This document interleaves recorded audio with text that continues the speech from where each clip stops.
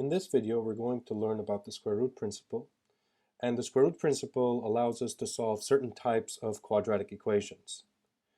These quadratic equations are pretty simple, but what we learn here will help us solve even more difficult quadratic equations.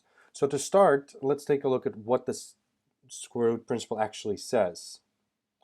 So the square root principle says this. If x squared equals c, so here c is a number.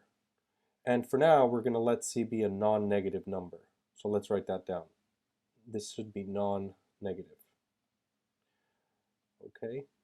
Otherwise, the square root won't be a real number. Okay, so if we have an equation that looks like x squared equals c, then that's the same as writing a simpler equation where x does not have an exponent. So here we can say x equals plus or minus c. That's how we read this symbol. We read the symbol as plus or minus c. Well, square root of c in this case. So we can either write that, or we can just write the longer version of the same thing, which basically says that if x squared equals c, then that reduces to the sentence x equals negative square root of c or x equals positive square root of c. Okay, so let's take a look at an example and see how this applies to solving an example. So here in this example, we have a fairly easy equation. And what we'd like to do is we'd like to solve x squared equals 9 for x. And to do that, we're going to use the square root principle. So here in this case, our c is 9.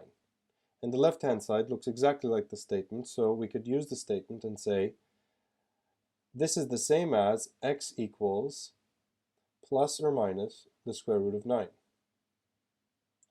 And we can simplify that a little bit. We know that the square root of 9 is 3, so we can rewrite this as x equals plus or minus 3. And we can write the expanded version of this, x equals negative 3, or x equals positive 3.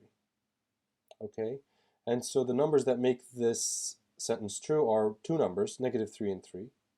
So our solution set then is going to contain both of these numbers, negative 3 and positive 3.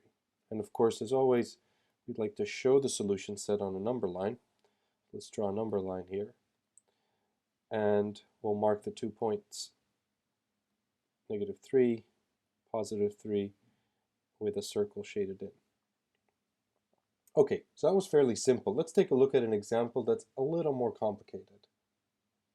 So here now, let's take a look at example 2. So in example 2, we have a similar equation. 3x squared plus 4 equals 20. So we still have an x squared term. That's what makes it quadratic. But we have all these other stuff around it, so we're going to have to first isolate x squared. So the idea is to first isolate the perfect square term. In this case, that perfect square term is x squared. Okay.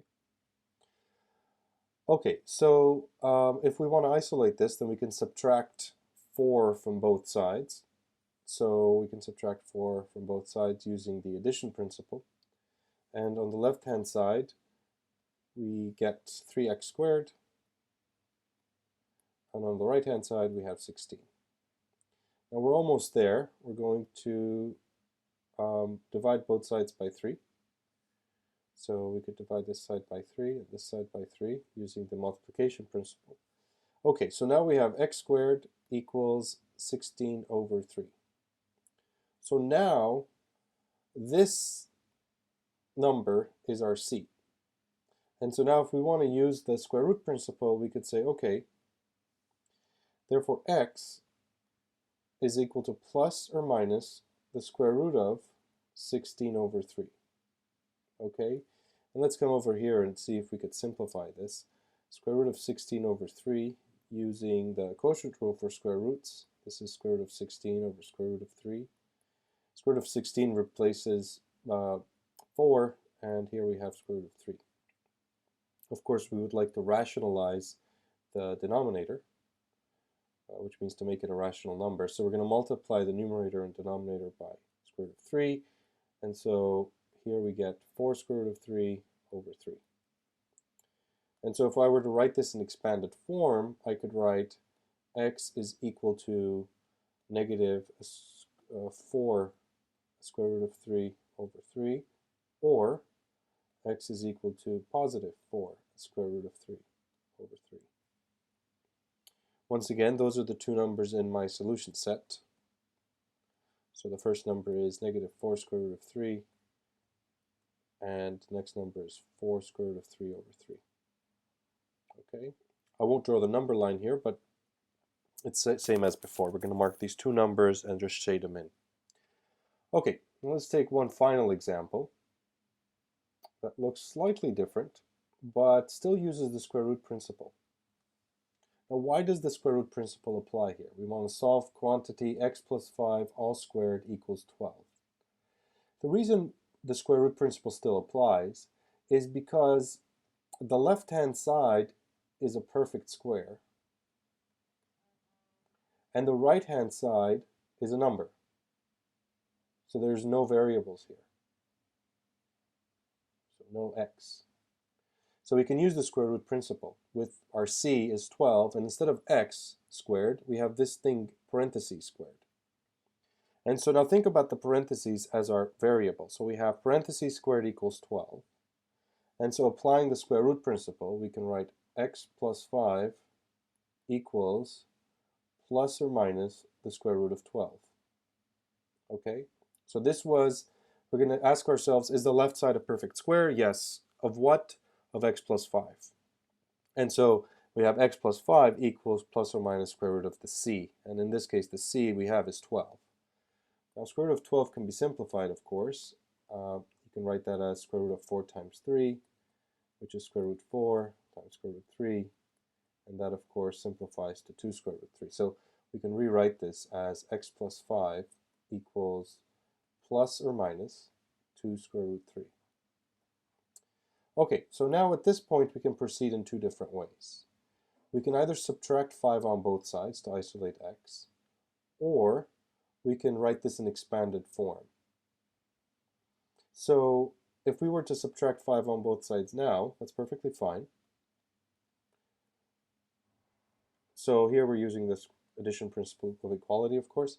So on the left, we're left with x. On the right, remember, you can't combine these two terms because they are unlike terms, unlike radicals.